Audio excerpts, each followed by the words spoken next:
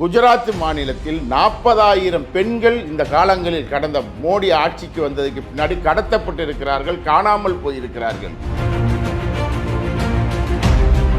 பெண்கள் முன்னேற்றத்தை மையமாக வைத்து நடத்தக்கூடிய ஒரு ஆட்சியின் மீது பெண்களுக்கு பாதுகாப்பு இல்லை என்று சொல்வது நகைச்சுவையாக இருக்கிறது. பாலியல் வன்புணர்வு இவையெல்லாம் அதிகமாக இருக்கக்கூடியது பாஜக ஆளக்கூடிய மாநிலங்கள் என்று குற்ற ஆவண காப்பகம் வெளியிட்டிருக்கிறது. 52% பேர் பீகார்ல இன்றைக்கு இருவேளை உணவு உண்பவர்களாக இருக்கிறார்கள், 3 வேளை சோறு கிடைக்காதவர்களாக இருக்கிறார்கள்.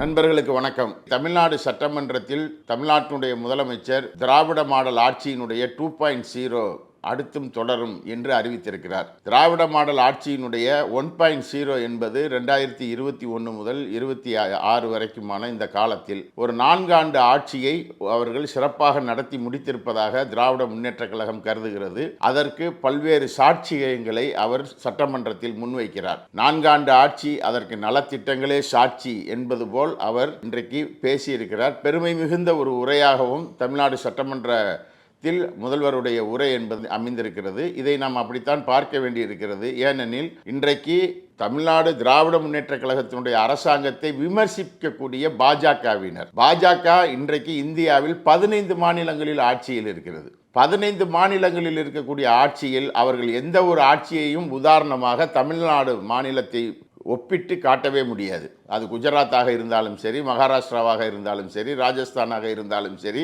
உத்தரப்பிரதேசமாக இருந்தாலும் சரி, மத்திய பிரதேசமாக இருந்தாலும் சரி, இந்த மாநிலங்களை எல்லாம் எந்த ஒரு மாநிலத்தையும் பாஜக ஆளக்கூடிய மாநிலங்கள் தமிழ்நாட்டிற்கு இணையாக நிற்கிறது என்று அவர்களால் காட்ட முடியாது. அவர்கள் மாத்திரமல்ல, வேறு எந்த ஒரு மாநில அரசையும் காட்டவும் முடியாது. ஏனால் அந்த அளவிற்கான ஒரு திராவிட மாடல் என்பது ஒரு 4 கொள்கைகளை முன்வைத்து சமூக நீதி, மதச்சார்பின்மை, பெண்கள் வளர்ச்சி, அனைவருக்கும் பெண்கள் விடுதலை, அனைவருக்குமான வளர்ச்சி என்ற இந்த தத்துவத்தை அடிப்படையாக கொண்டதுதான் திராவிட மாடல் ஆட்சி என்பது முதல்வர் தரக்கூடிய விளக்கம். இதற்கு பொருத்தமாக இன்றைக்கு சமூக நீதி என்று தமிழ்நாடு பேசுகிறது என்று சொன்னால், பாஜக ஆளக்கூடிய மாநிலங்களில் மனுநீதி என்ற பெருமை பேசிக் கொண்டிருக்கிறார்கள். அதே போல நீங்கள் இன்னொன்றை பார்த்தீங்கன்னு சொன்னால், மதச்சார்பின்மை என்பதை தமிழ்நாடு திராவிட மாடல் ஆட்சியினுடைய முழக்கமாக முன்வைக்கிறார்கள் என்று சொன்னால், அங்கே மதவெறி என்பது முன்வைக்கப்படுகிறது. மணிப்பூர் பற்றி எரிந்து கொண்டிருக்கிறது. அதே போல பெண்கள் சார்ந்த வளர்ச்சி, அதற்கான திட்டங்கள், நீங்கள் விடியல் பேருந்து பயணங்களாக இருக்கட்டும், கலைஞர் மகளிர் உதவித்தொகையாக இருக்கட்டும், அதே போல் மாணவ மாணவிகளுக்கான திட்டங்களாக இருக்கட்டும், பெண்கள் வளர்ச்சியில் பெண்களை முன்னேற்றுவதில் தமிழ்நாடு அரசாங்கத்தினுடைய திராவிட மாடல் ஆட்சி எடுத்துக்கொண்ட ஒரு முயற்சியை நாம் வேறு எந்த ஒரு மாநிலத்தோடும் ஒப்பிட முடியாத அளவிற்கு இருக்கிறது. நான் உதாரணத்திற்கு கூட ஒன்றை சொல்கிறேன். நேற்று கூட சட்டமன்றத்தில் வானதி சீனிவாசன் அவர்கள் பேசினார். தமிழ்நாடு பெண்களுக்கு பாதுகாப்பற்ற மாநிலமாக இருக்கிறது என்று சொல்லி அவர் முழு பூசணிக்காயை சோற்றுக்குள் மறைக்க முயற்சிக்கிறார். ஒரு விஷயத்தை நாம் பார்க்க வேண்டும். NCRB என்று சொல்வார்கள், நேஷனல் கிரைம் ரெக்கார்ட் பீரோ, தேசிய குற்ற ஆவண காப்பகம். அந்த குற்ற ஆவண காப்பகத்தினுடைய 2024 அறிக்கை எடுத்து பாருங்கள். பெண்கள் மீதான வன்முறை, குழந்தைகள் மீதான வன்முறை, பாலியல் வன்புணர்வு இவையெல்லாம் அதிகமாக இருக்கக்கூடியது பாஜக ஆளக்கூடிய மாநிலங்கள் என்று அந்த தேசிய ஆவண குற்றப்பத்திரிகை ஆவண காப்பகம் வெளியிட்டிருக்கிறது. முதல் இடத்தில் இருப்பது ராஜஸ்தான், உத்தரப்பிரதேசம், மத்திய பிரதேசம், இது போன்றவை. அதே போல பார்த்தீர்கள் என்று சொன்னால், குஜராத் மாநிலத்தில் 40,000 பெண்கள் இந்த காலங்களில் கடந்த மோடி ஆட்சிக்கு வந்ததுக்கு பின்னாடி கடத்தப்பட்டிருக்கிறார்கள், காணாமல் போயிருக்கிறார்கள். 40,000 பெண்கள் எங்கே என்ற கேள்வி என்பதும் எழுந்தது. ஆக பெண்கள் மீதான தாக்குதல் என்பது நீங்கள் இந்திய சராசரி என்பதில் கணக்கிட்டால் தமிழ்நாடு என்பது அதில் குற்றங்களே நடைபெறவில்லையா என்றெல்லாம் இல்லை. குற்றங்கள் சமூக குற்றங்களாக நடந்து கொண்டிருக்கிறது. ஆனால் குற்றங்களின் மீது அரசு எடுத்த நடவடிக்கை என்ன என்பதுதான் முக்கியமானது. நீங்கள் பில்கிஸ் பானு வழக்கை எடுத்துக்கொள்ளுங்கள். கத்ராஸில் ஒரு பெண்ணை தாக்குதல் நடத்தி எலும்பை முறித்து பெற்றோருக்கு தெரியாமலேயே கொலை செய்ததை, அந்த எரித்து கொன்றதை நம்ம அரசாங்கமே அதை செய்தது. அதே போல் மணிப்பூரில் பார்த்தீர்கள் என்றால் பெண்கள் நிர்வாணமாக வீதிகளில் அலையவிடப்பட்ட கொடுமையும் நடந்தது. பிரதமர் என்பவர் மணிப்பூருக்கே செல்ல மறுக்கிறார் என்ற நிலையில் பாஜக ஆட்சி என்பது அங்கே நடக்கிறது. பெண்கள் முன்னேற்றத்தை மையமாக வைத்து நடத்தக்கூடிய ஒரு ஆட்சியின் மீது பெண்களுக்கு பாதுகாப்பு இல்லை என்று சொல்வது நகைச்சுவையாக இருக்கிறது. அதை பாஜக ஆளக்கூடிய மாநிலங்கள் தான். ஏன் இன்றைக்கு அந்த தேசிய மகளிர் ஆணையத்தினுடைய பொறுப்பாளராக இருந்த குஷ்பு வாய் மூடி மௌனமாக இருக்கிறார்? குஷ்புவை கட்டுப்படுத்தி வைத்திருப்பது யார் என்பதை வானதி சீனிவாசன் சற்று விளக்க வேண்டும். ஏன்னால் குஷ்பு தான் நிறைய பேசிக்கிட்டு இருந்தார் தமிழ்நாட்டில். பெண்கள் பற்றி அவர் தான் பேச போகிறாருன்னு சொன்னாங்க. மணிப்பூருக்கு அந்த அம்மையார் போகவே இல்லை. அல்ல, குஷ்பு இன்றைக்கு எங்கே இருக்கிறார், பாதுகாப்பாக இருக்கிறாரா என்ற கேள்வியை தான் நாம் முன்வைக்க வேண்டிய அவசியம் இருக்கிறது. அதே போல் திராவிட மாடல் ஆட்சியினுடைய இன்னொரு முக்கியமான அம்சமாக அனைவருக்குமான வளர்ச்சி என்பது திராவிட மாடலுடைய அந்த முழக்கங்களில் முக்கியமான முழக்கம். அந்த முழக்கம் இன்றைக்கு தமிழ்நாட்டில் தொழில் வளர்ச்சியில், அதேபோல் பல்வேறுபட்ட இங்கே இருக்கக்கூடிய உள்கட்டுமானங்களை வளர்ப்பதில், அதனுடைய தொழில் வளர்ச்சியினுடைய ஏற்பாடு 9% தாண்டி நிற்கிறது என்பது இன்றைக்கு சட்டமன்றத்தில் முதல்வர் வைத்திருக்கக்கூடியது.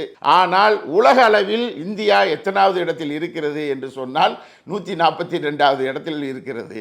இந்தியாவை முன்னேற்றுவதில் மோடி எவ்வளவு அக்கறை கொள்கிறார், தமிழ்நாட்டை முன்னேற்றுவதில் முதல்வர் எவ்வளவு அக்கறை கொள்கிறார் என்பதை ஒப்பிட்டு பாருங்கள். இந்தியா உலக அரங்கில் வறுமையை ஒழிப்பதில் எத்தனாவது இடத்தில் இருக்கிறது? வங்கதேசம் பாகிஸ்தானுக்கு ரொம்ப பின்னாடி இருக்கிறது.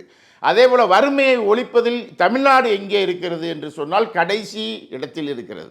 அதற்கு முன்பாக பூரா இன்னைக்கு கிட்டத்தட்ட 52% பேர் பீகாரில் இன்றைக்கு இருவேளை உணவு உண்பவர்களாக இருக்கிறார்கள். 3 வேளை சோறு கிடைக்காதவர்களாக இருக்கிறார்கள். 3 வேளை உணவு கிடைக்கக்கூடிய மாநிலமாக தமிழ்நாடும் கேரளாவும் இருக்கிறது. அப்படி பார்த்தீர்கள் என்று சொன்னாலும் அளவீட்டின் அடிப்படையில். அதே போல் பார்த்தா இன்றைக்கு ஒரு பொருளாதார வளர்ச்சி என்பதாக இருக்கட்டும், மனித சமத்துவத்தை போற்றுவதாக இருக்கட்டும், வறுமையை ஒழிப்பதாக இருக்கட்டும், இவற்றில் எல்லாவற்றிலும் தொழில் வளர்ச்சியாக இருக்கட்டும், மருத்துவமாக இருக்கட்டும், கல்வியாக இருக்கட்டும், இவை அனைத்திலும் முன்னோடி மாநிலமாக எது இருக்கிறது என்று தமிழ்நாடு முதலமைச்சர் சொல்லவில்லை.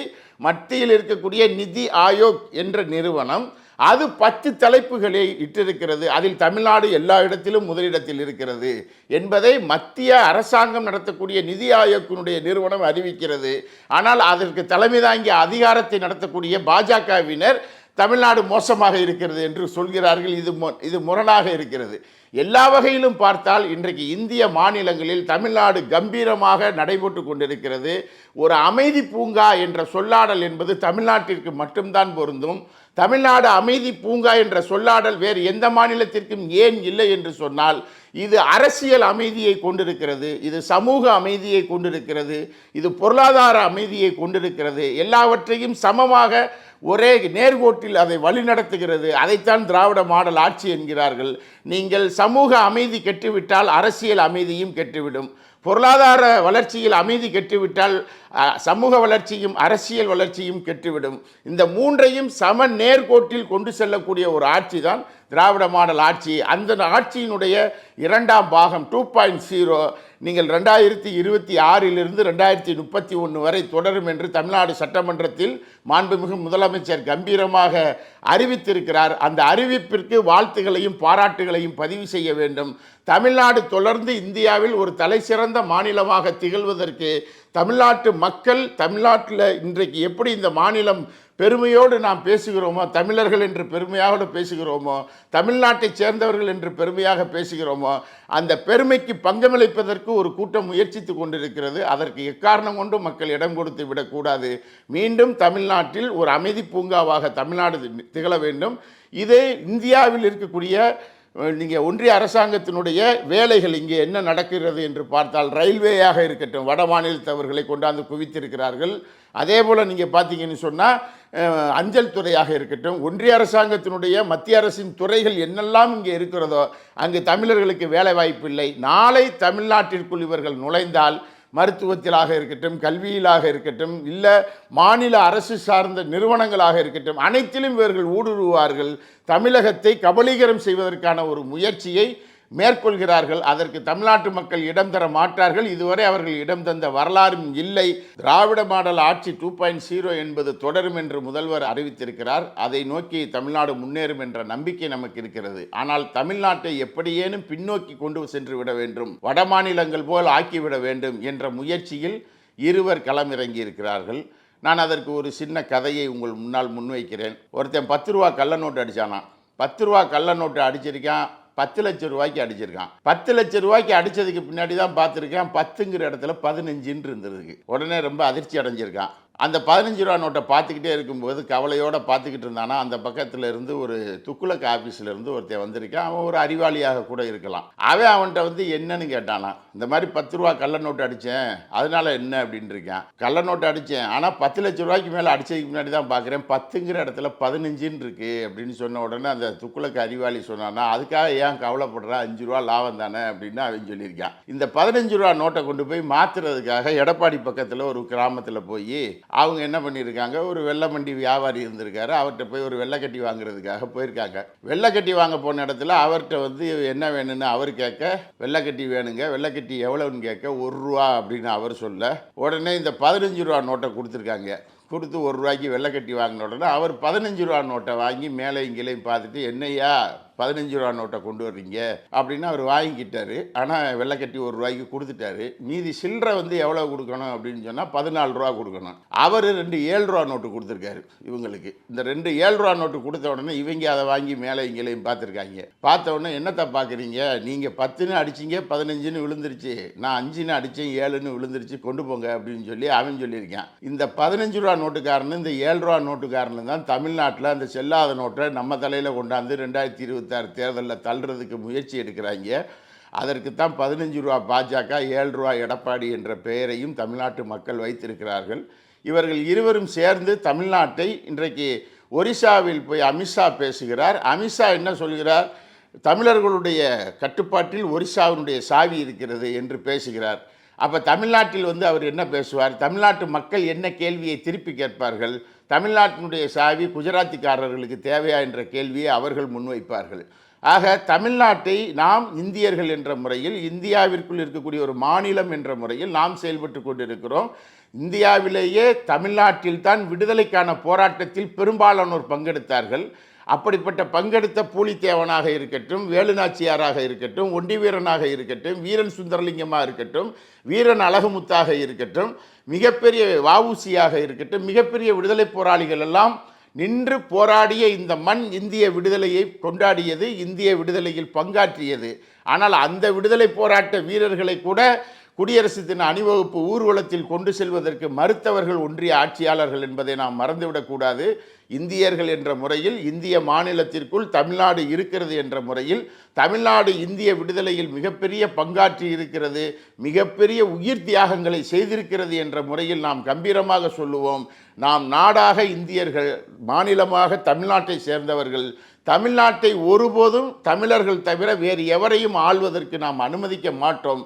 தமிழ்நாடு தமிழருக்கே என்று தந்தை பெரியார் முழங்கினார். அந்த முழக்கத்தை மேலும் மெய்ப்பிப்பதற்கு திராவிட மாடல் 2.0 ஆட்சி வழிவகுக்கும். அதற்கு மக்கள் அணி சேர்வார்கள் என்ற நம்பிக்கை இருக்கிறது. நன்றி, வணக்கம்.